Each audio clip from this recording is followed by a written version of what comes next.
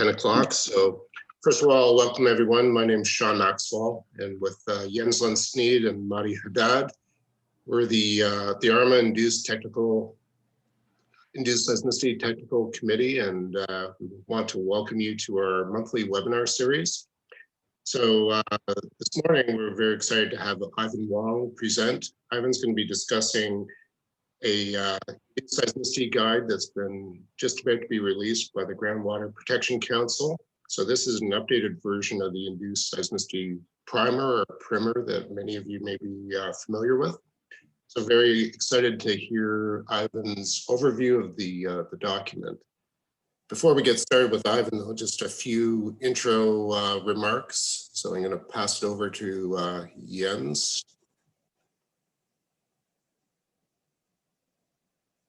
Thank you, Sean.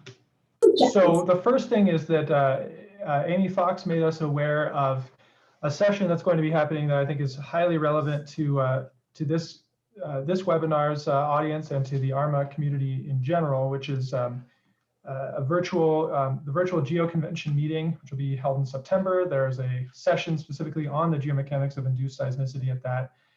Abstract deadline is coming up in, what is that, a month and a half or so. And so I encourage you to check out that website that's listed there, and or just Google GeoConvention. Okay, and we have, we're continuing the monthly schedule for these meetings. We have 2 speakers lined up for the next 2 months. So the next one will be Eric Dunham at Stanford.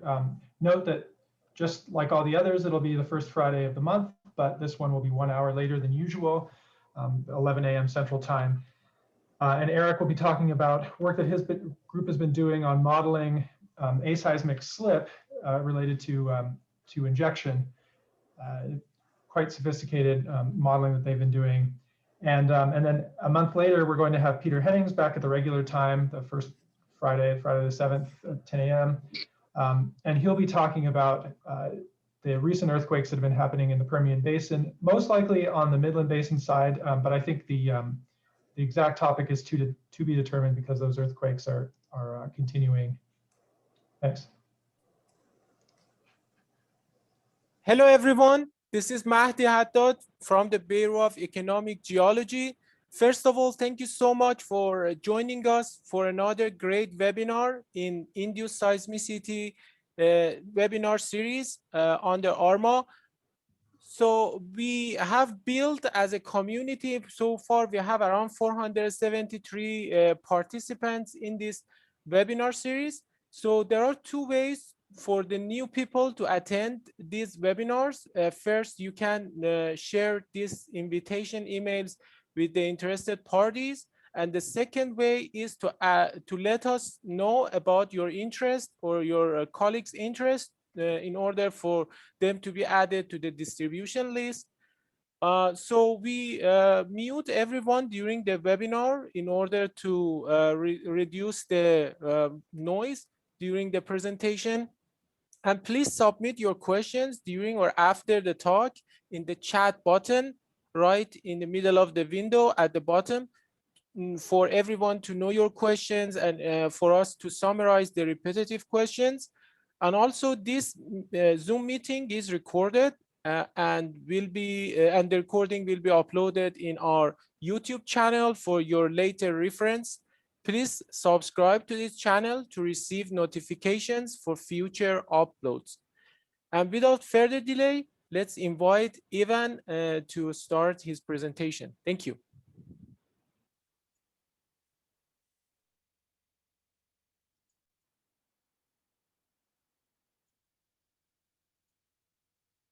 Okay, good morning, everyone, or at least it's morning here in California. Thanks to the organizers, particularly Sean, for the invitation to give this presentation. Some of you may have heard me give this presentation before, but hopefully I'll add a few twists and emphasize a few different things.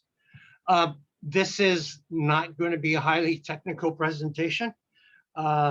What I'm trying to do is to describe this document that is, I think, a great example of the collaboration that we've had between government, industry, and academia to address the issue of injection-induced seismicity.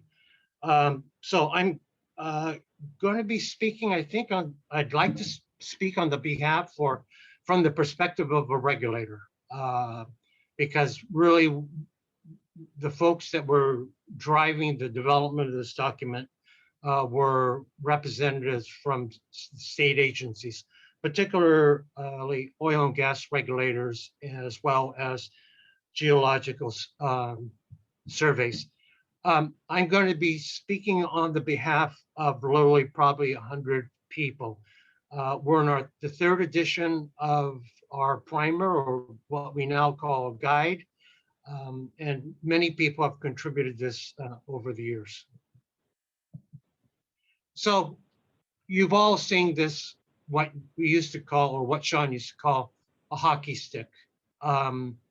This is the issue that we've faced in just over the last decade or so. This is a figure that's been developed by Justin Rubenstein at the USGS, and you can see the issue. We're showing a map of epicenters in the central and eastern US, going back to 1973, magnitude 3 and larger. During the period from 1973 to 2008, we've had 867 earthquakes. But beginning in 2009 up to the end of last year, we've had almost 4,000 earthquakes magnitude 3 or greater. This breaks down to, in the prior period, to about 25 earthquakes per year, magnitude 3 and greater in the central and eastern US. But since then, the annual rate has been closer to 350 earthquakes just in the last 11-year period. So obviously, it's demonstrated in the figure, we've had an exponential growth in the number of induced earthquakes in the central and eastern US. The vast majority due to some form of fluid injection. I was just commenting to the organizers that I've been in induced seismicity for several decades. And when I look at this hockey stick, it reminds me of the number of research papers that have been published on induced seismicity. 15 years ago, you would probably pick up a copy of the Bulletin of the Seismological Society of America. And if you were lucky, you would see one article on induced seismicity. You pick up a copy now, often there will be 2 or 3 papers on induced seismicity. So there's been a dramatic growth in our research, but that also corresponds to a dramatic growth in induced seismicity. Now, the seismicity peaked in 2015, and I think, as I'll talk about in a few slides, the reason we see this drop off is because of the mitigative measures that have been taken in the various states, most notably in Oklahoma and Kansas.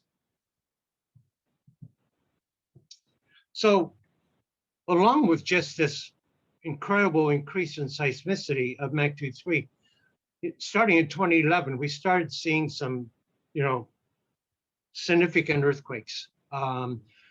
We've had the 3 earthquakes in central Oklahoma, the 5.7 Prague earthquake, the magnitude 5.8 Pawnee earthquake, which certainly is the largest induced earthquake in the United States and North America. We've also had earthquakes like the Trinidad earthquake, magnitude 5.3 in Colorado. I would say this surprisingly has not gotten a whole lot of at least published research. I think it still remains an issue on whether it's induced seismicity. I think most of us think it was, but its depth has raised some, and other aspects of the earthquake have raised some questions on its origin and its relationship to the injection activities. In British Columbia, and one thing that's different about the guide this year is that we invited our neighbors to the north to participate from British Columbia and Alberta, and they've been extremely helpful in putting the guide together. The largest event we know in Western Canada, it was a magnitude 4.6 that was due to hydraulic fracturing. Their situation is very different than it is here in the central US, where our largest events and the vast majority of earthquakes are due to saltwater disposal. Up in British Columbia, Alberta, the events are due to hydraulic fracturing, and they are considerably larger than the events that we've seen due to fracking in the central and US. We're now starting to see as fairly significant earthquakes in Asia, magnitude 4.7 and a 5.7 in Sichuan in Western China due to hydraulic fracturing. Again, very large events due to fracking and not saltwater disposal. Geothermal activity, we've known for decades that geothermal activity and injection can cause earthquakes. The geysers is a great example. And now we have possibly a magnitude 5.5 in Korea. So the problem's not going away. I just want to show a few slides of the damage that we've seen. Thankfully, there have been no deaths due to any of these large earthquakes in Oklahoma or Colorado, but they can be damaging when you get up to magnitude 5 and greater. What's interesting here, typically in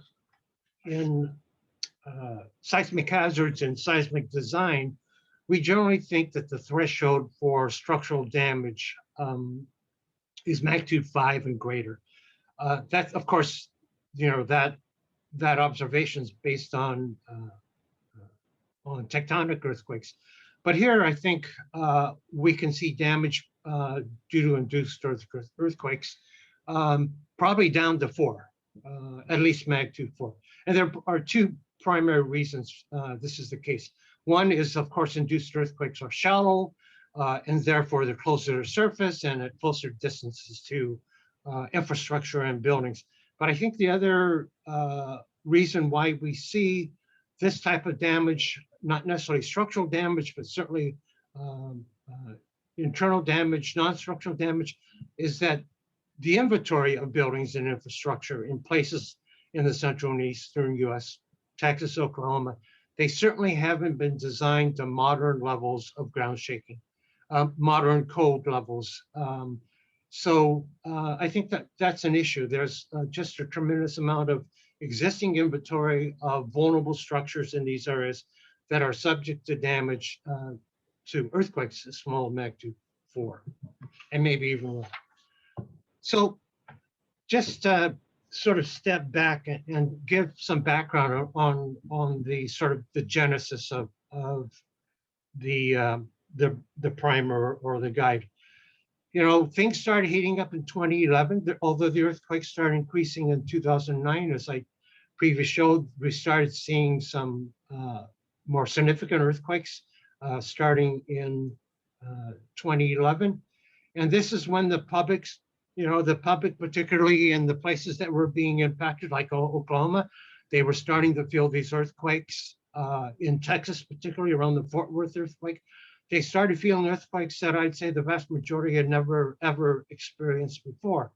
And so this, of course, not only caught the attention of the public, but also caught the attention, of course, the regulators, because obviously the finger started being pointed to the oil and gas industry, particularly hydraulic fracturing. And it really, of course, hydraulic fracturing already had a stigma associated with it because of environmental impacts. But when induced seismicity started really ramping up around 2011, the finger started pointing to hydraulic fracturing.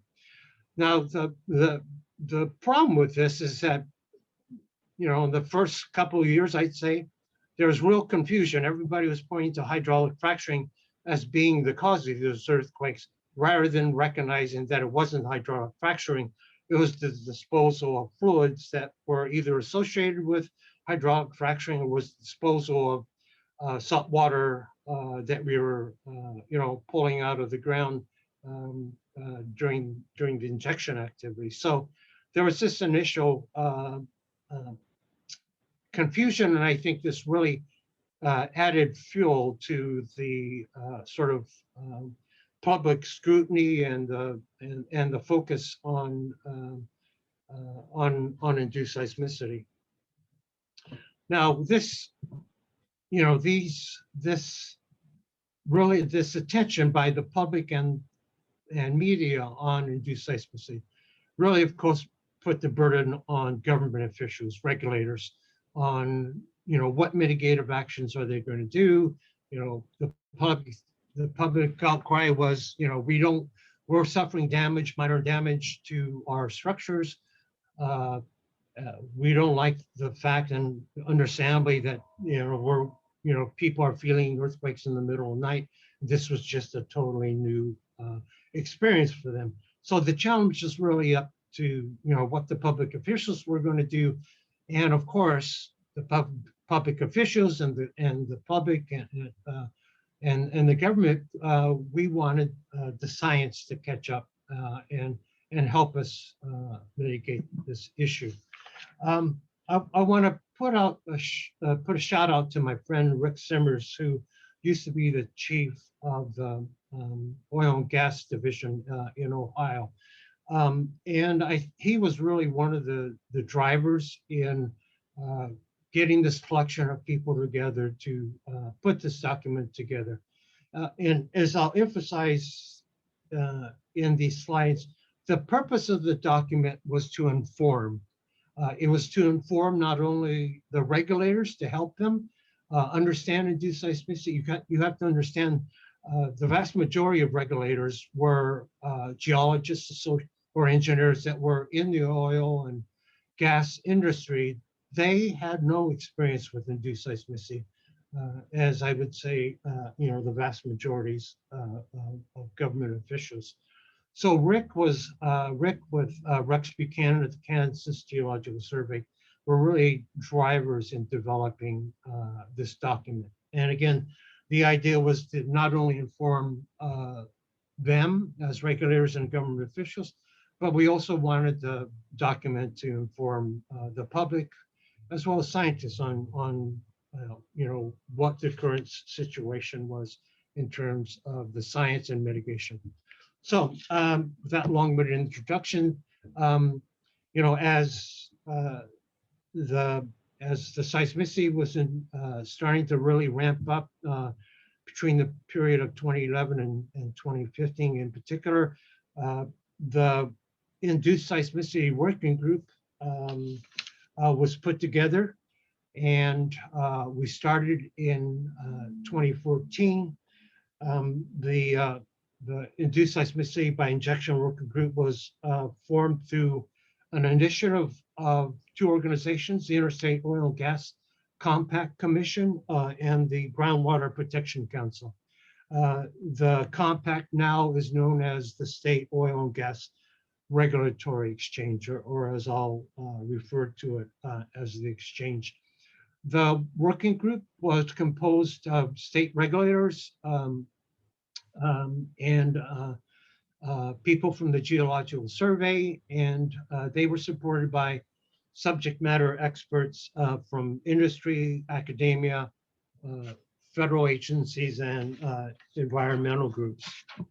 The purpose of the working group was to produce a document.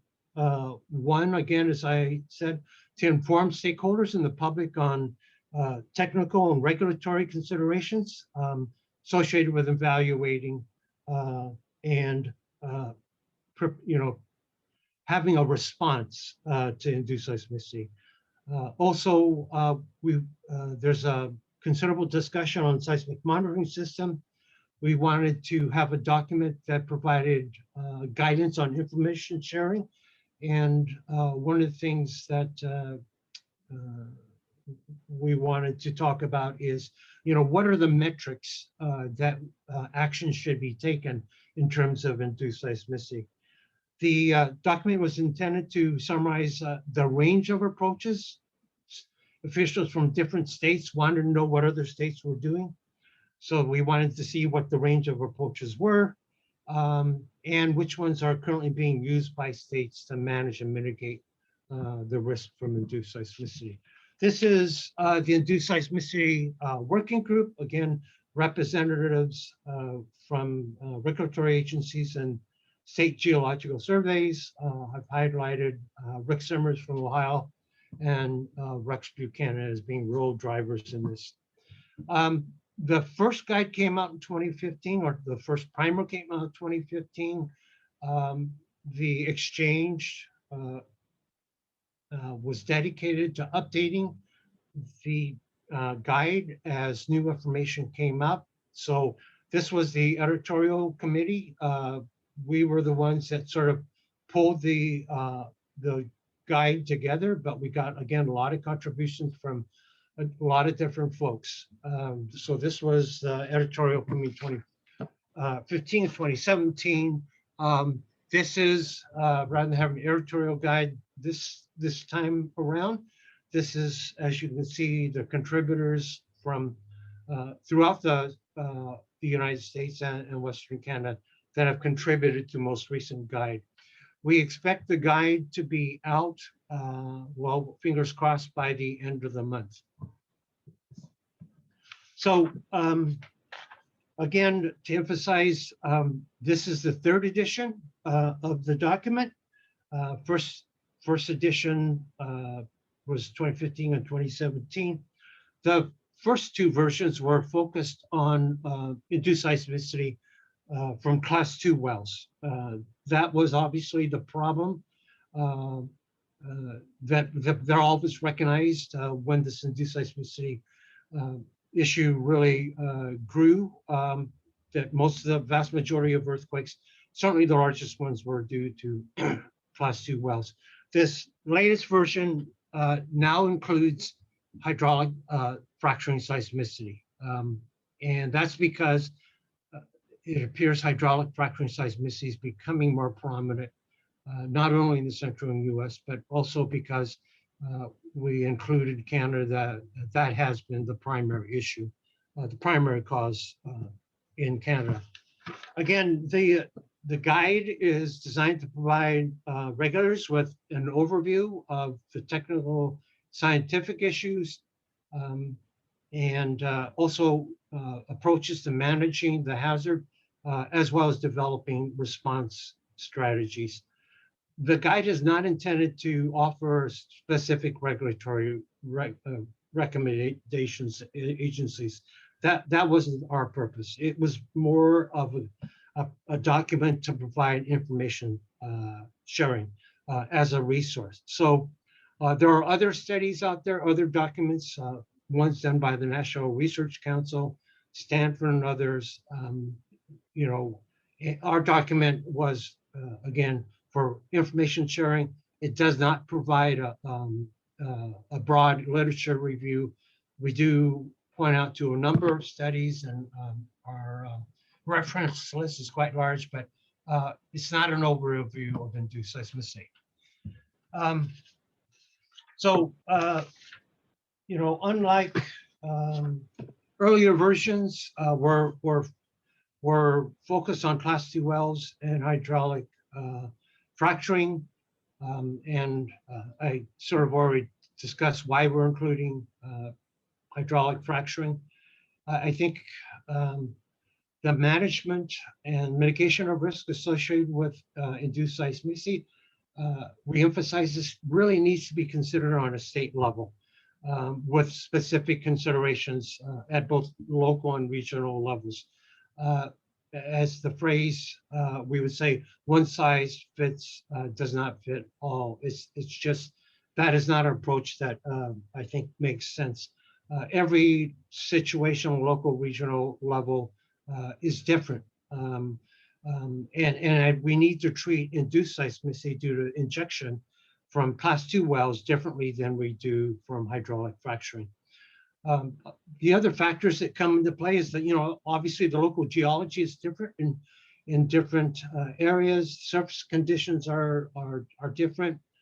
We have to consider the factors that influence risk. So population, building conditions, infrastructure, critical facilities, and the seismic monitoring capabilities that exist in the area. This is our table of contents. And so with our 4 primary chapters, which you can see there, and we have lots of appendices. I'm going to quickly go over a couple, chapters 1 and 2. I want to emphasize chapter 3 and chapter 4, particularly chapter 4 on communication. And I'll talk a little about, I think one of the most important appendices is Appendix G, which summarizes the state regulations from 3 states. And it's interesting to contrast the different regulations from these states. As you know, we're emphasizing one size does not fit all, one size doesn't fit all situations, and I think that's reflected in the guide and in the mitigation measures. So, chapter 1 is what I would call seismology 101. It talks about, you know, key aspects of seismology, earthquake science, magnitude, seismic monitoring, you know, locating earthquakes, ground motion hazard. Again, you know, this is, the document was designed to inform those who are not seismologists and geophysicists and who have never been, you know, are not familiar with the issue of induced seismicity. We talk about, and I think this is an important concept because even in our community, the seismological community, the hazard community, there's a confusion on, you know, what hazard is and risk. It's amazing how often conversations I'll hear people use the terms hazard and risk differently. I mean, simultaneously while they're talking about 2 different subjects. So we emphasize what the difference is between hazard and risk. And we talk about not only in terms of hazard, we also talk about the impacts or risk. We talk about not only damage, but obviously a big factor. And what raised, I think, the public's attention was anxiety. Not necessarily reaching damaging levels of ground shaking that would, you know, impact structures, but just having people experience something that they had never experienced before. We talk about some of the key concepts, some of the physical mechanisms for triggering induced seismicity. You know, obviously increased pore pressure and critically stressed faults. We talk about ground motion models, which are important that feed into hazard analysis. Talk a little about some of the newer technologies, some of the integrated technologies like the FSP software. Talk a little about the USGS National Seismic Hazard short-term forecasts for induced seismicity, which they started in 2015. We talk a little about forecasting potential induced seismicity. That is a field that's getting more and more attention as we understand the mechanisms. We talk about the difference between hydraulic fracturing and class 2 wells. And we also talk about in this document how the rates have decreased since 2015 due to the mitigative measures that have been taken, particularly in Oklahoma. Just flashing this up, this shows 2 of the short-term induced seismicity forecasts that have been done by Mark Peterson and his colleagues at the USGS. We spent a little time on future research and what we think are some of the things that need to be developed and are being developed. So obviously, you know, what new methods and techniques can be used to better identify the presence of critically stressed faults in the proximity injection. I think this is probably the biggest issue I can't think of any example of induced seismicity of significant events where we have known that there was a critically stressed fault prior to the occurrence of the earthquake. Another issue is because we need to do hazard analysis. Are ground motions of induced earthquakes different from those from natural earthquakes? I think there's the community is really split on this issue. So I think we need to understand that if they are different, you know, how does that manifest itself in terms of ground shaking? What is the largest induced earthquake that can be that can occur? I think this issue has been around a long time. Certainly, when I was working with geysers, this was an issue in terms of trying to mitigate it. If you look at the history of the geysers, which again is a geothermal field, but a good analogy, the largest event slowly just kept on creeping up. And I think you could see that also happening in British Columbia and Alberta. The earthquakes due to hydraulic fracturing seem to be increasing. Can we further develop induced seismicity forecasts, you know, on area and site-specific regional basis? Are there advanced seismic waveform processing techniques that can increase our hazard in identifying induced earthquakes? Chapter 2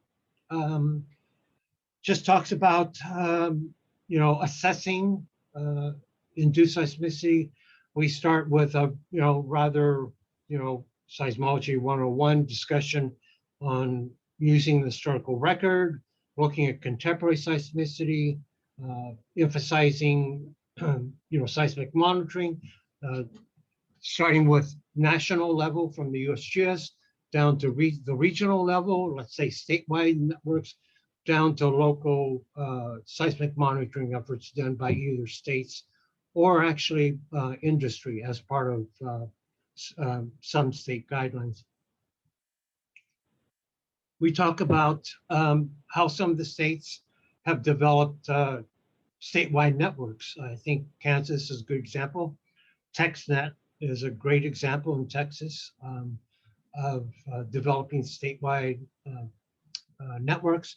Talk about, injection well disposal zone conditions.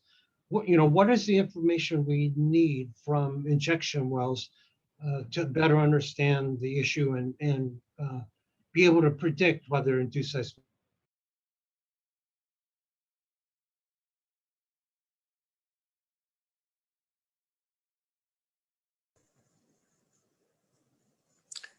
Hi, Ivan, are you there? I think you might have got Fracturing, again, this is fairly new. What is the information we need? Fluid data, well design, completion details. And we emphasize the difference between hydraulic fracturing and wastewater disposal. Hey, Ivan, sorry, you cut out for a minute there. You might want to turn off your video just to preserve your bandwidth. Okay, sounds good.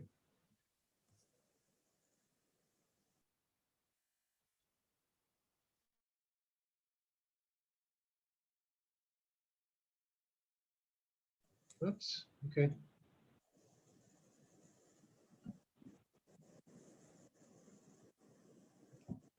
Okay, here we, so again, in this chapter, we emphasize the difference between hydraulic fracturing and wastewater disposal.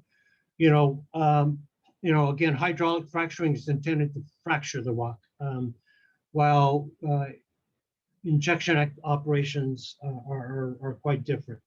The pumping operation lasts for only a short period of time in fracking. And the entire well simulation typically lasts several days to weeks, depending on how you want to complete the well. The amount of fluid in a fracture is orders of magnitude less than in a disposal operation. You get high rates of fluid injection during a fracking operation.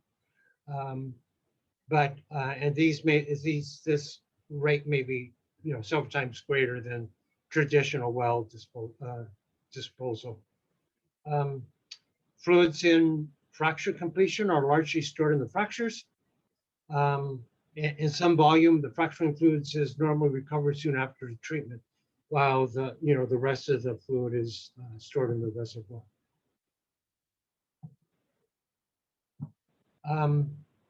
Fracturing is very different from injecting into a permeable disposal zone, where the fluid is stored in porous and permeable formations. The well is typically produced relatively soon after fracturing operations are completed. Flowback, the initially increased pressure associated with fracking is relieved by subsequent flowback. Then with longer term production, the reservoir pressure is further reduced below our original reservoir pressures due to depletion effects. In chapter 3, which I want to emphasize, again, we talk about the difference between hazard and risk, the strategies for managing and mitigating the risk of induced seismicity. Again, they're different for class 2 wells and hydraulic fracturing. I think there are two basic questions with regard to risk assessment that we want to address. How likely is an injection operation to pose an induced seismicity hazard? And what is that risk? What is the probability of harm to people or property if the seismicity is induced? So we take science-based approaches to assessing and managing induced seismicity risk. We need to characterize the site, the built environment. We need to address this long-standing issue of, what is the maximum earthquake, operational scopes, and then we need to predict the hazard. In terms of mitigation and response strategies, there are different strategies one could take, siting and the permitting of new wells, making sure new wells are away from urban areas. And then we need to talk about how to respond to an earthquake. In terms of class 2 wells, some of the risk mitigation measures that we discussed in the chapter is we need to get local stakeholder input concerning the risk. We need to consider, different locations for new disposal wells. We need to avoid areas where the risk is higher, simply because of particularly urban areas. You've all heard this. We need to avoid injecting into the crystalline basement or even into formations that directly overlie the basement. We need to, and this is a real challenge, be able to locate faults that are in the vicinity of a proposed area, either based on some type of imaging technique, and we all know the challenges even with doing seismic reflection of imaging faults, particularly if the faults don't have a large vertical displacement, geologic mapping, and then we need to consider placing the wells just outside the at-risk areas where injected fluid may significantly or adversely perturb the pore pressure and stress state.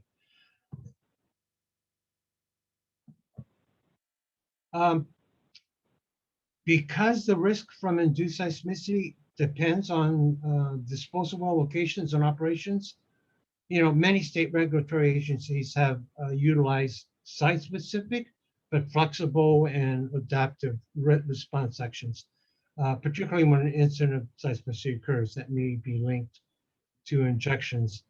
Regulatory agencies may determine different types of response strategies, again, fit for the specific purpose. And this depends on, whether the induced earthquake resulted in damage or felt levels of ground motion, or was just detected using seismic monitoring with no damage or felt levels of ground motion. again, fit for the purpose. Different risk management systems, risk management, can be designed to be and implement to be responsive and to mitigate potential risk. We know about traffic light systems and areas of interest can be implemented as the risk mitigation approach, as a risk mitigation approach. And again, flexibility, I think, is a real important thing in terms of these risk management systems. Chapter 4 is external communications. And this we need to be able to plan our communication process to include not only sort of preliminary screening levels, but to involve stakeholders. We need to tie the communication strategies to the risk. Need to conduct mock exercises to prepare officials on what to do and other training. There are communication plan elements that can be prepared, scenario analysis, external, internal audience analysis, etc.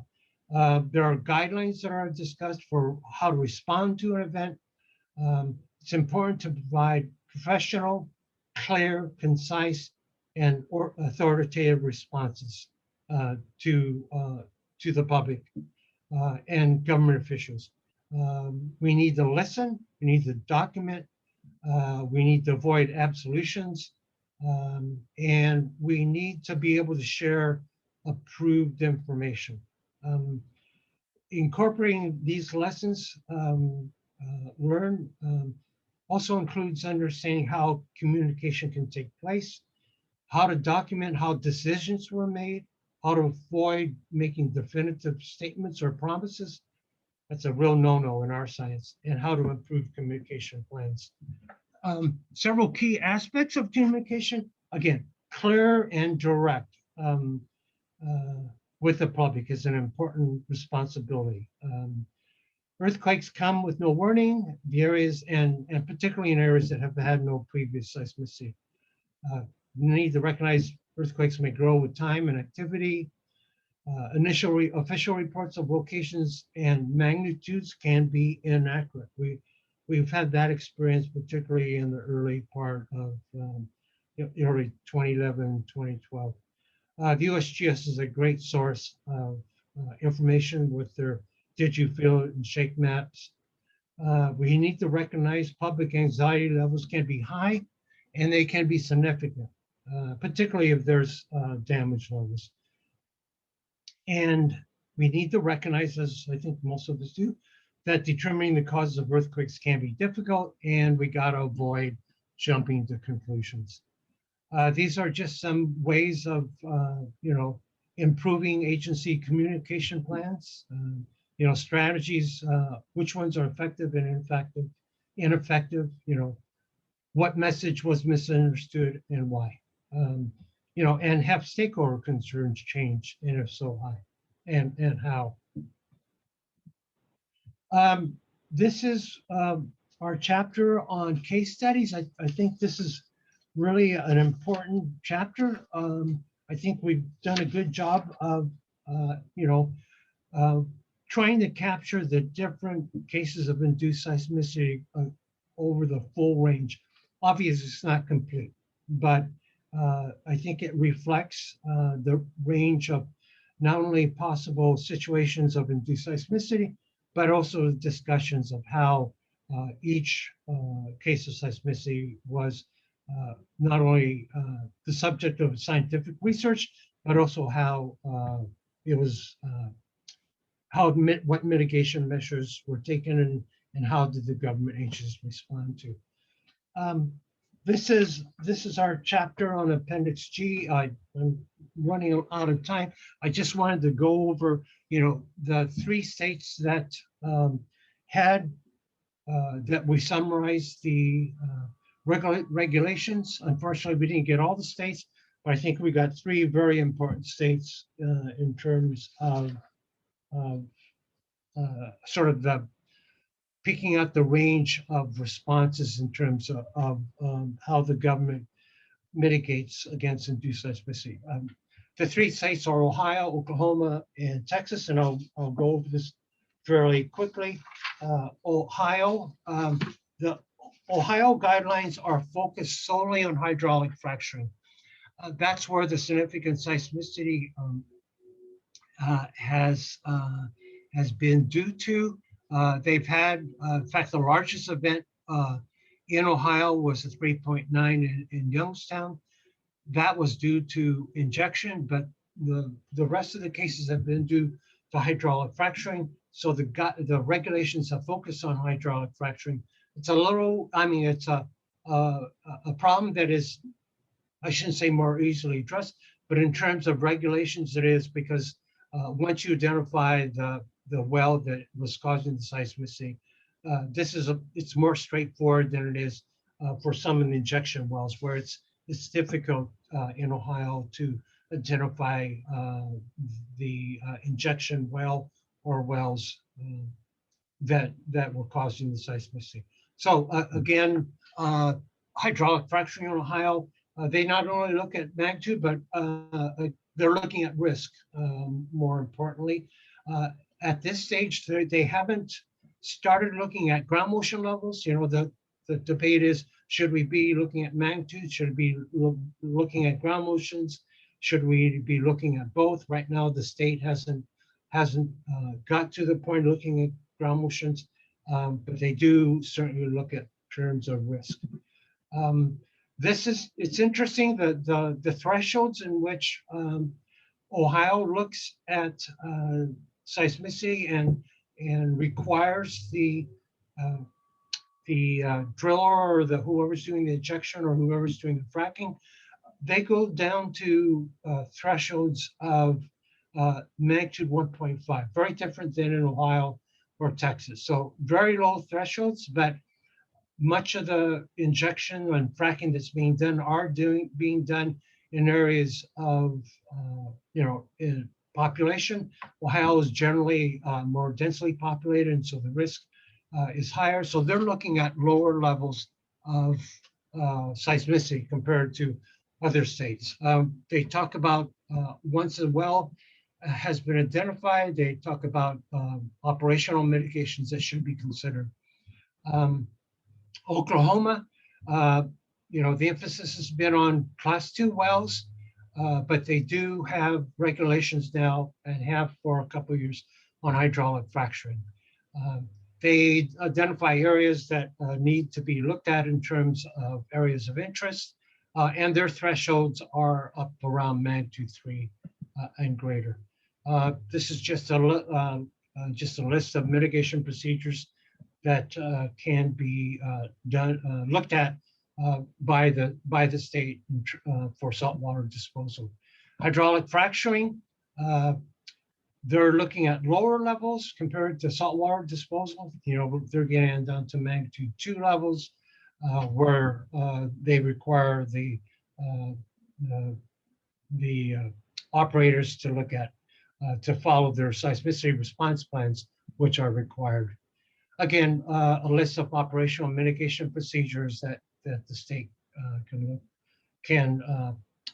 require the operator to follow. Texas, not as prescriptive as the other states. They've just had some new guidelines for the Permian Basin, looking at magnitude 2. They identify the areas areas of review or areas of interest that need to be looked at. And then they talk about different mitigative actions. So I want to wrap it up. So the guide discusses the potential for induced seismicity with oil and gas activity, identifies strategies for evaluating and addressing the effects of such events, talks about the management and mitigation of risk, and needs to be done at the state or even the local regional scale. One size fits all approach is not feasible for a number of things. And the working group recognizes the science is undergoing significant changes, and the guide has and will need to be updated to provide readers with the most updated information. Just to look ahead, I think through the collaboration of regulators and the oil and gas industry, you know, we've come a long ways, and that the rate of induced seismicity, particularly significant induced earthquakes due to class 2 wells, appears to have been effective in the past few years. We've seen a real decline since 2015. However, the community is still debating whether there remains a potential for future significant earthquakes. Outside the US, induced earthquakes is still a challenging issue. I think a good example is the Groningen field in the Netherlands, which, although they've only had small earthquakes, magnitude 4, it's a real problem in terms of the vulnerable buildings. Seismicity due to hydraulic fracture in the US, and particularly in Western Canada, may be the next big challenge in the industry. We have lots to learn about induced seismicity, so we need to keep our foot on the pedal in terms of research and mitigative actions. Thank you. Great, excellent. Thank you, Ivan, for the overview. And it's, I guess, working with the team, it's a very comprehensive document with the framework, but as you pointed out in your overview, I think particularly the aspects on communication and then documenting the different regulatory approaches is really the I think unique. It's kind of a unique document in that way of covering right from science through to how it's being handled by the regulators. So thank you again for the great overview. We do have a few questions. I think the questions are really related to access to the document, a link to the report. And Tara Gross, who I guess is listening in and part of the Groundwater Protection Council, responded with a website where it will ultimately be published. And I think, Ivan, as you said, within the next month, it should be released. But one thing this group can do with future communications when we send out, for instance, the link to the recording, hopefully by that point it's published so we can include the link to the document.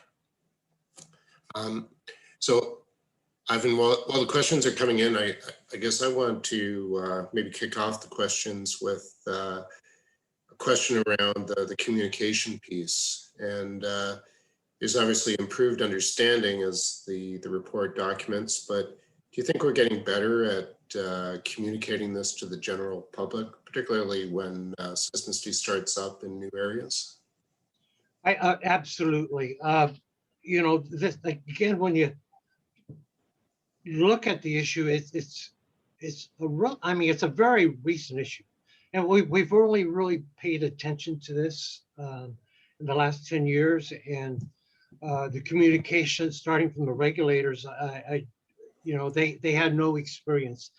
A lot of the regulators had no experience dealing with the public on such a contentious and controversial issue. So I think we as a community, regulators and scientists, I think we've really improved how to communicate with the public, particularly and even other state and government officials, you know, how to communicate and really how to point out. I think one of the big issues is we obviously don't understand this problem completely, and the uncertainties are very large. You know, when we go into an area, there's real uncertainty on whether induced seismicity can occur.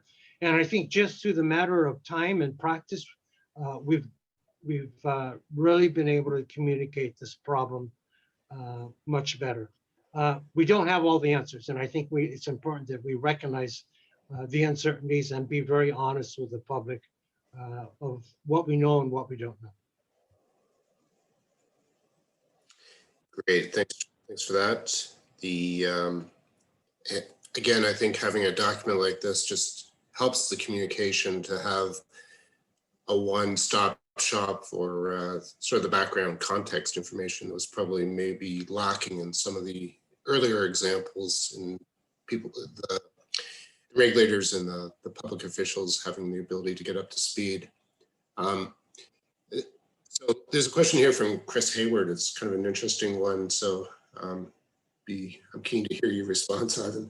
So he's asking how to balance the relatively minor risk from, I guess, loss of life potential from induced seismicity relative to traffic kind of risks. In particular, there's kind of points out a tie between the higher traffic loads and wastewater transport.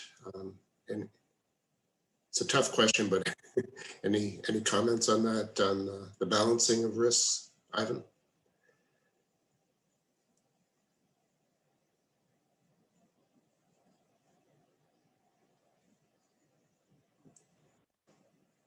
Did we lose you there?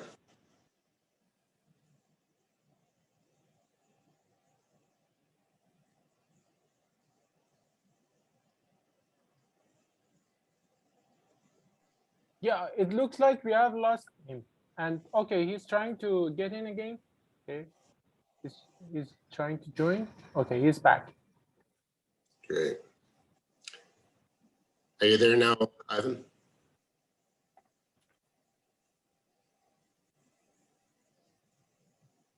Sorry, Sean, I dropped out for some reason. Yeah, no problem. So I don't know if you heard that question from Chris Hayward. I can quickly kind of repeat it. He's asking kind of a general question of how do you balance the relatively minor loss of life risk with induced seismicity with other risks like traffic, and points out that there's sometimes increased traffic loads with transportation of the water, for instance, to the disposal site. Good luck answering that, Ivan, by the way. Can I have the next question? Boy, that's a tough one. I've been in the earthquake hazard business for too long, almost 5 decades. I think this is a real tough problem, and I think a real challenging problem to scientists.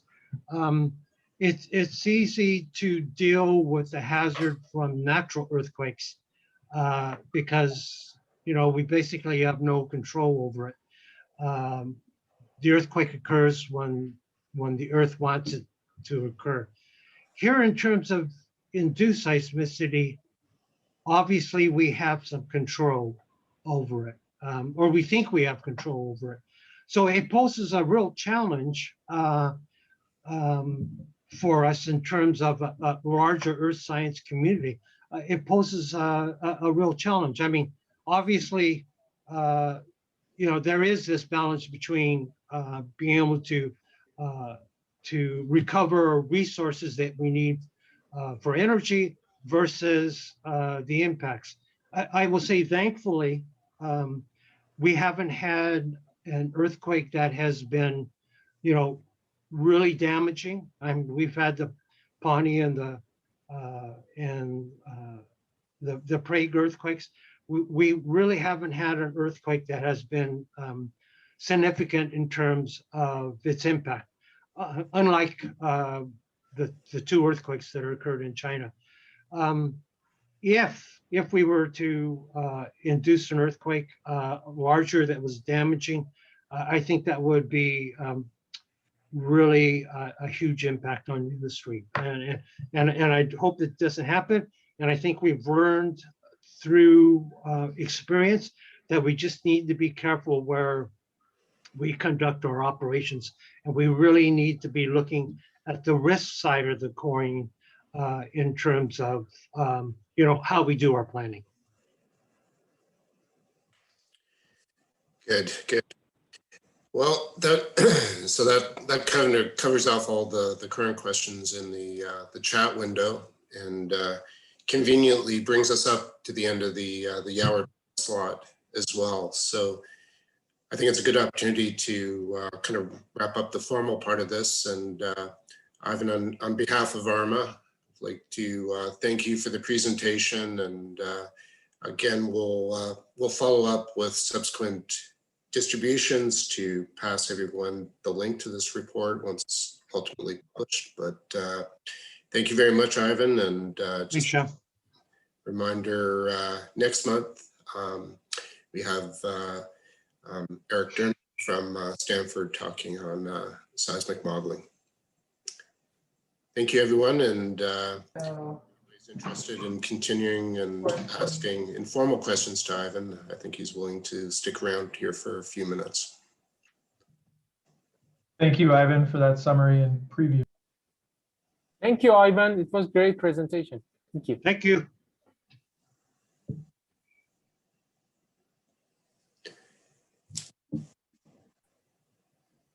So Ivan, do you think for the next edition, there'll be more of the kind of details on different regulatory responses?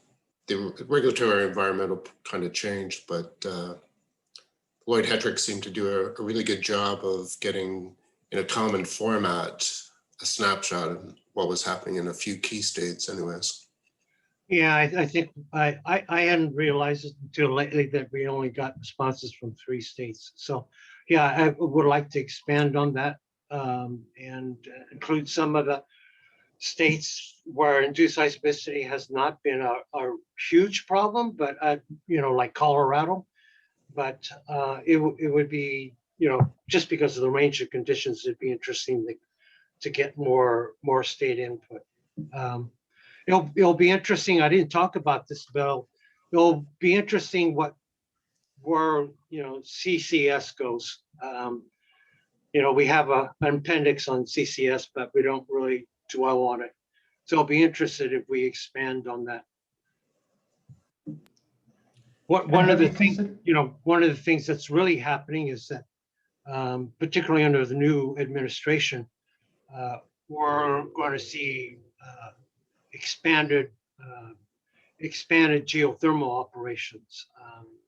There are a number of new sites that are coming up being sponsored by DOE in Nevada and California. So it'll be interesting, what the response is of the earth to all this geothermal development, and whether we consider that in the document. Yeah, that's what I was going to ask you about. You have places where there's really not much population at all, like in parts of Nevada, but then there are places like the Imperial Valley and parts of Utah where seismicity is significant. So is this something that has been discussed for a future one? Yeah, actually, DOE, I was a co-author on a protocol for any geothermal development that they sponsor. And right now, I think there's 7 new sites or stimulations. They require what's called an induced seismicity mitigation plan. So it's a document that looks at some of the things we talk about in the guide. Talks about doing preliminary screening for risk. Talks about establishing seismic monitoring systems, hazard calculations, and risk final risk calculations. So any DOE-sponsored geothermal field has to develop this ISMP. And actually, I'm working on 5 of them now. One of our sites is near Reno, so the risk obviously is a lot higher than it is to some of the other DOE sites that we have in central Nevada. They're also going to be doing new stimulation in the coastal geothermal field. That area was just shaken by ridgecrest. So there's some heightened sensitivity on the public of additional geothermal activities. So it'll be interesting to see what happens in the next 4 to 8 years on geothermal. So Ivan, in terms of those plans that you're looking at, is each one different? Is each one kind of unique in terms of assessment and plans, or is there kind of a common framework between them? The framework is the same. They all should look alike in terms of their general outline, but obviously the content will be different depending on the site-specific conditions. So right. The ISMP for the site near Reno will be different than the one by Elko. So yeah, they'll be different. Well, it's good news, at least the commonality of how the if even the framework and the formatting's kind of similar. Yeah. Implies there's kind of a best practice kind of coming out. Exactly. So Ivan, I have a follow-up question about the geothermal fields that you said DOE has requested for mitigation strategy.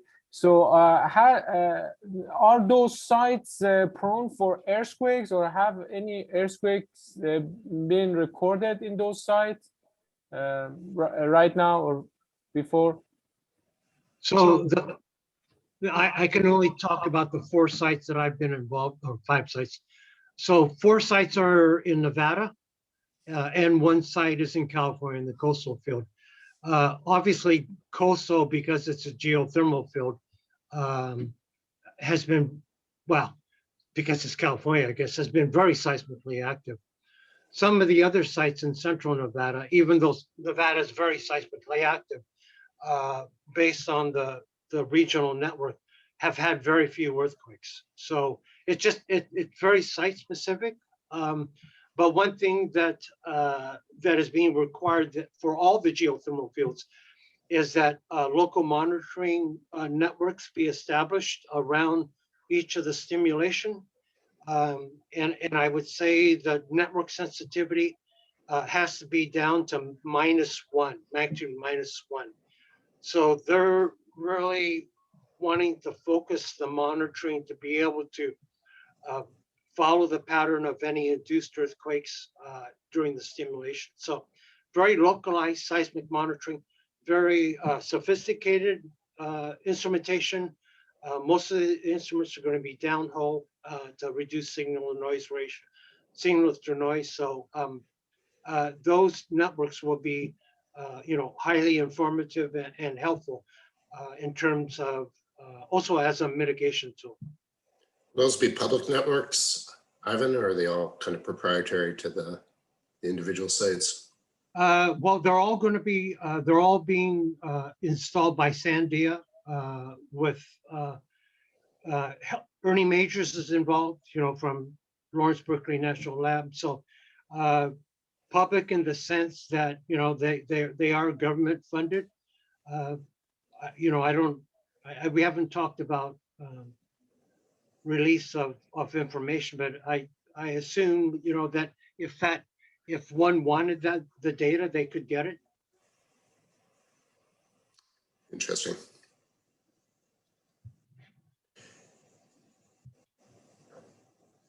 So if anybody's still on, if anybody has any questions, feel free to unmute and speak out.